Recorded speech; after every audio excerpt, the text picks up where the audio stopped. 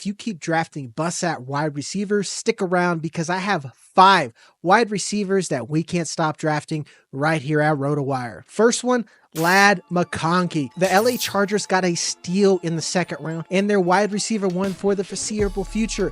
And you can have a wide receiver 1 at a cheap discount in the second round. And I mean top 12, if not top 5 upside for the season in 2025. I know some of you may be worried about how the playoffs ended, but here's the problem. It's not Justin Herbert. It's the fact that they didn't have any other targets other than McConkey. But Jag, I know that they drafted Trey Harris. I know that they got Odunze Gadsden. I know that they brought in Tyler Conklin. There's going to be more competition for Lad. That is a good thing because now Trey Harris can play deep. Tyler Conklin and Odunze Gadsden can play short to intermediate. And then that leaves our boy McConkey free to move up and down the formation. And he can always be in single coverage. Lad's going to be the guy. Even with that rushing volume, all that means is that Lad has an opportunity for more touchdowns next season. Don't make it too hard, click the button. Next, we have Garrett Wilson. Speaking of McConkey, did you know that Garrett Wilson and McConkey are the same height and only 10 pounds separate them? Yes, they're the similar players, but Garrett Wilson has none of the target competition that Lad supposedly may have, and he just got a QB upgrade. There isn't a worry that Justin Fields is going to run and steal a lot of these targets because he's going to be on the ground. If anything, it's a good thing because now they actually have an effective rushing offense along with Breece Hall. And Justin Fields has one of the best check down rates and he targets his number 1 wide receiver as we saw with DJ Moore. Garrett Wilson has been a top 10 target earner, has 1,000 yards every season since his rookie year. That includes some terrible circumstances. That includes Zach Wilson. The only thing that's been keeping him from that elite tier of wide receivers is the fact that he can't get a lot of targets downfield nor touchdowns. And you know what Justin Fields is good at?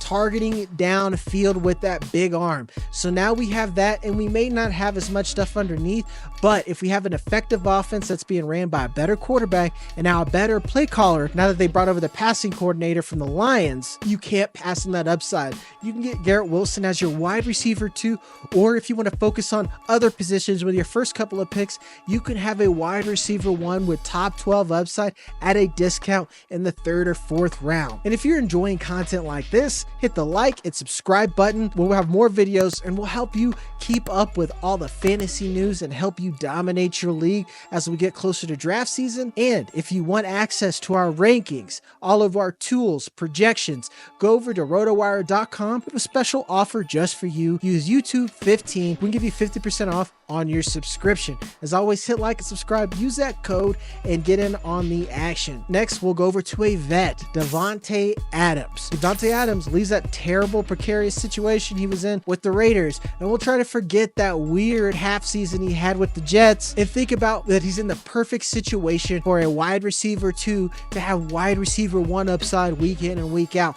and that's with the Los Angeles Rams. We know that Puka Nacua is there, but we know for multiple iterations of this offense that they can support 2 targets and make them fantasy relevant. We saw that with Robert Woods and Cooper Kupp. We saw that again with Cooper Kupp and Puka Nacua. And now that we have Puka Nacua, Davante Adams could come in there as the wide receiver 2. And let's just say it, sometimes the 1B. And Matt Stafford, Sean McVay, they can facilitate multiple targets in this offense. And that includes a decent running game to help support the passing offense. Now that they have Kyron Williams, Jarquez Hunter, Blake Corum. It's the perfect situation, and you're getting Davante Adams incredibly cheap. He was still an effective target earner even when he was in a bad spot like the Jets. Take the veteran discount, go out and win yourself a ship, and then you can thank me later. Now we had a vet. Let's go over to a post-hype sleeper sophomore, Odunze of the Bears. It was ugly for the Bears. That was mainly because every offense that's ever been under Matt Eberflus has been ugly. Moreover, to double down, every offense that has been under Shane Waldron has been abysmal. They haven't fired him mid-season.